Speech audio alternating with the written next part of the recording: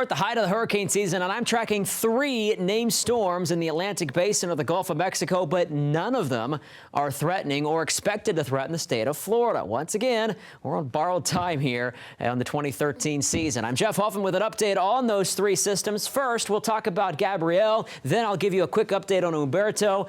And then all attention now is being focused on the Gulf of Mexico. Tropical storm Ingrid forming there and a threat to Mexico and maybe Texas. First of all, the on-again, off-again Gabrielle is now becoming a post-tropical cyclone as a front moves off the east coast and pushes this out to sea. The system will be absorbed by that front and is no threat to the United States. Also, Hurricane Humberto likely to weaken in the next 24 to 48 hours as it makes a left turn there over some cooler water. Then it may gain some steam as it moves to the north early next week, but this is still only a shipping interest in the eastern and central Atlantic. It's Ingrid we're going to have to watch closely. Now, not a threat to Florida, but as the system meanders over the Bay of Campeche, very warm waters there, an environment favorable for strengthening.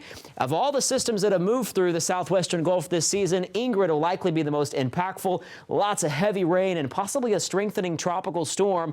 A hurricane center projecting winds up to 60 miles per hour on Monday, as it possibly makes landfall there north of Veracruz. There could be also some impact here to South Texas in terms of the heavy rain, but it's the eastern side of Mexico and especially into the mountains. Life-threatening flooding, a concern. Those are the words of the National Hurricane Center with their update on Thursday evening. Now, here's a look at future track, and one of the reasons why flooding is the big concern, because this system will be sitting here, and notice its moisture field is very large, pulling in moisture from the Caribbean, also from eastern parts of the Pacific, and all of it being pulled into the country of Mexico and some of that into South Texas as well. Notice the drier air here. You see that brown? That's really going to be protecting the southeastern part of the United States from any tropical activity. There's a deep trough of low pressure reestablishing itself early next week. Now, there's one more thing I'm keeping my eye on, and it's this weak upper level low. It's actually a very broad surface low here as well. Hurricane Center identifying this with a low chance for development.